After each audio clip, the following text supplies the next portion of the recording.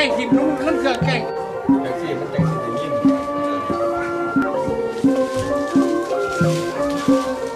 นี่พิเศษ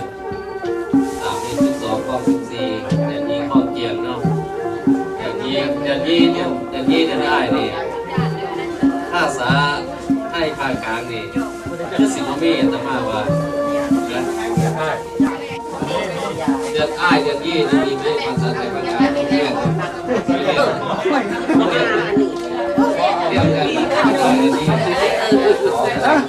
ในบ้านขาดโอ้ยแล้วเป็นภาษาจีนหรือเปล่ากลางเดือน2ก็เดือน3ในคนเขาจีนเขาเรียนดอนทุก4 ปีไม่ต้องเล่นเกมจะดีใจแล้วธรรมะก็ดีใจได้เห็นบอกความน่าดีใจยังไงดีใจไม่ธรรมะเห็นเรากลับกันนั่นแหละ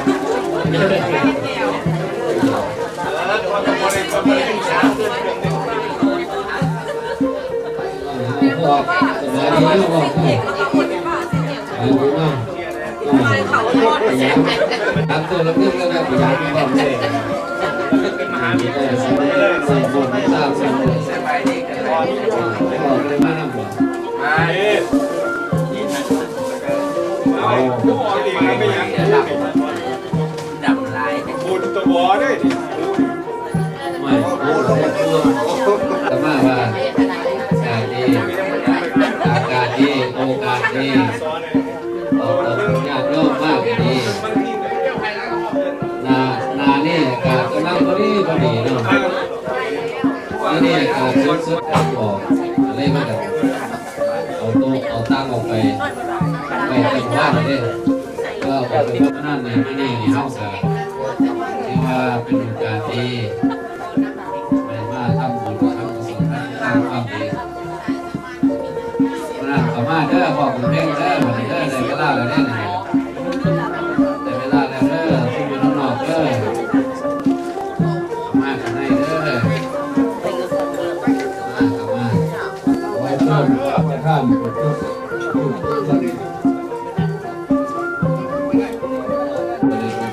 ของพระพุทธธรรมประสงค์ทำใจสงบเป็นลมหายใจเข้าหายใจออก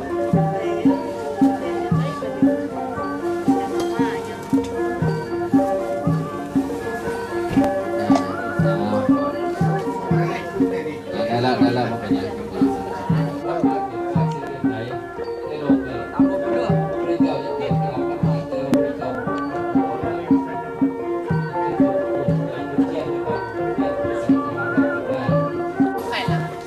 ทูบ3 ดอกในไม้เรียกว่า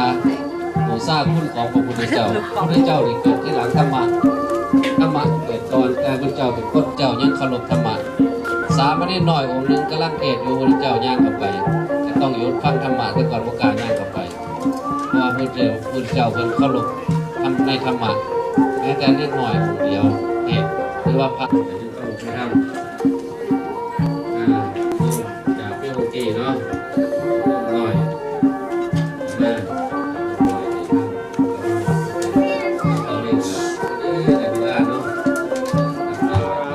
สัมมาสัมพุทโธภควาพุทธังภควันตังอภิวาเทมิตถาคเตสยเนอัสสนิทานิขมณีจาปิสัพพะทาอุกาสวันทามิพันเตสัพังอปารทังขมาทังมะยังพันเตวิสุงลักขณะทายะติสเนนะสหปัญจศิลานิยาจามะทุติยัมปิมายังพันเตวิสุงลักขณะทายะติสเนนะสหปัญจศิลานิยาจามะตาติยัมปิมายังพันเตวิสุงลักขณะทายะส สัมมาสัมพุทธัสสะนะโมตัสสะภะคะวะโตอะระหะโตสัมมาสัมพุทธัสสะนะโมตัสสะภะคะวะโตอะระหะโตสัมมาสัมพุทธัสสะ พุทนะโมตัสสะภะคะวะโตอะระหะโตสัมมาสัมพุทธัสสะนะโมตัสสะภะคะวะโตอะระหะโตสัมมาสัมพุทธัสสะนะโมตัสสะภะคะวะโตอะระหะโตสัมมาสัมพุทธัสสะ พยายว่าการเจริญมงคลเพราะว่าคำสอนของพระพุทธเจ้าได้ยินทางใดก็เป็นมงคลทั้งนั้นขอท่านทั้งหลายได้ตั้งใจฟังทำ นะโมตัสสะภะคะวะโตอะระหะโตสัมมาสัมพุทธัสสะพุทธังสรณังกัจฉามิธัมมังสรณังกัจฉามิสังฆังสรณังกัจฉามิทุติยมปิพุทธังสรณังกัจฉามิทุติยมปิธัมมังสรณังกัจฉามิทุติยมปิเสอุปัสสเวอเนกาอันตรายาปิวินาสันตุเสสตุสัมโพเตปัญจปัญญาสันจะจตุเวสีสสหัสเกเวสติสัตตสหัสสานินามามิสิรสาอาหันเตสันธามันจะสังกันจะจเรนะนามามิหันนมการานุภาเวนันตวาสะเปอุปัฏฐเวอเนกาอันตรายาปิวินาสันตสัมมาปณิติจเอตัมมังกลโมตมังภาหุสาจันจะสิปัญจวินโยจะสุสิกิโตสุภาสิตาจยาวาจาเอตัมมังกลโมตมานันจะตัมมจักริยาจยาตกานันจะสังกวานวาจานิกามาเนตัมมังกลโมตมังอารณตัมมาสวนังเอตัมมังกลโมตมังมาสากาจาเอตัมมังกลโมตมังตโพจะพระมจริยัญจาริยสัจจานาตาสนานิพพานัสสัจจิเตโตปริวันเยสุขิสวาภิมาสัจเจกเตมัยหังมหาปัจจลิโตสิกิวันเชสิโสรสกเรสานิอุรกาเมสัจจปารมีติภะคะวะสาวกสังโฆอุชุปฏิปันโนภะคะวะโตสาวกสังโฆญาญาปฏิปันโนภะคะวะโตสาวกสังโฆสามีจิปฏิปันโนเจกานันจะยังมลังกละหันตานันจะเตเจนะลากังบันดา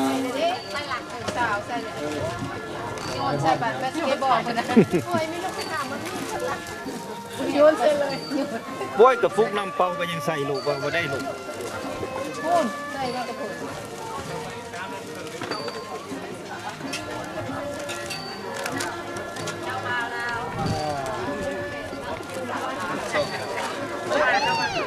ร้อย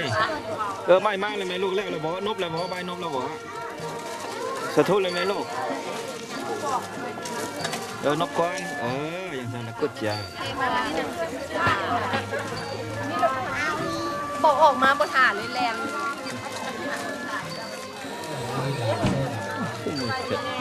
โอ้ไม่ก็มาปวดเห็นกิเลสยันเท้านั่งพี่นะเดี๋ยวนี้ไปไหนครับเขาก็เป็นลูกจะหรอกเป็นลูกก็ซะมาเอาไปตามาไปใส่ก็ได้ตามาเก็บ บุมีภูมิมาเก็บให้มันหนึ่งไปสามารถลองสังกะรี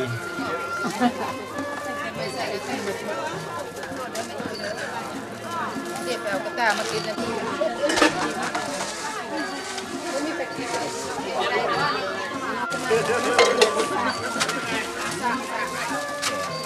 โอ้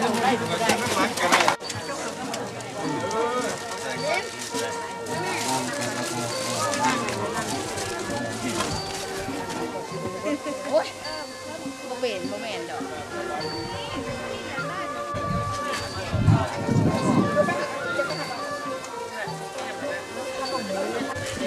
ใช่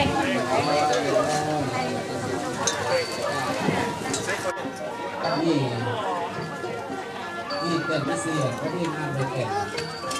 ว่าใครอยากเป็นก็ต้องยิ่งใส่ตาได้เสร็จนะลูกสาวที่เป็นคนที่บอกเป็นแบบว่าจะอะไรมาตีก็ได้เนี่ย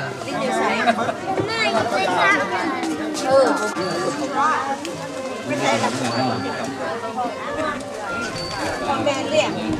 เรื่องอย่างนั้นแล้วมันใส่บาตรไม่ได้แบบคิดไม่ได้คิดการศาสตร์ที่จะทำสักการะในที่นี้ใส่บาตรอาจารย์ทำสักการะเนี่ยก็เป็นไรรู้มาส่งเรามีเมียค่ายเลยมาส่ง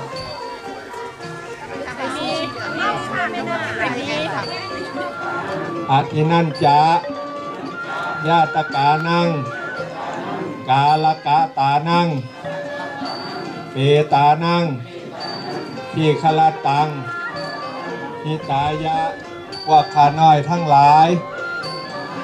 ขอน้อมถวายจึงเข้าบิณฑบาตแม่พระสงฆ์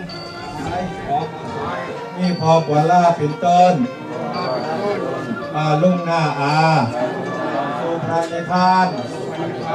ในอนาคตการทางนานั่นเถิด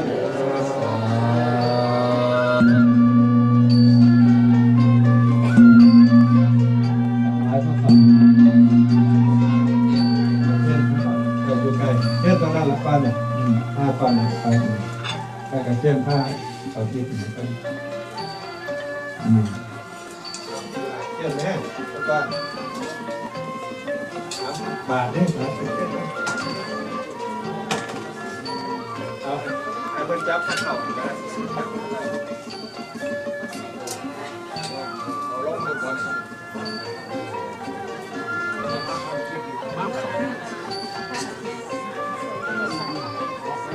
11 โมง 30 สุการะยาพระมจริยานุกังยาเยติปุรานันจเวทนังปฏิกังกามินวันจเวทนังมะยาได้ละมาไม่ได้ใจเด้อ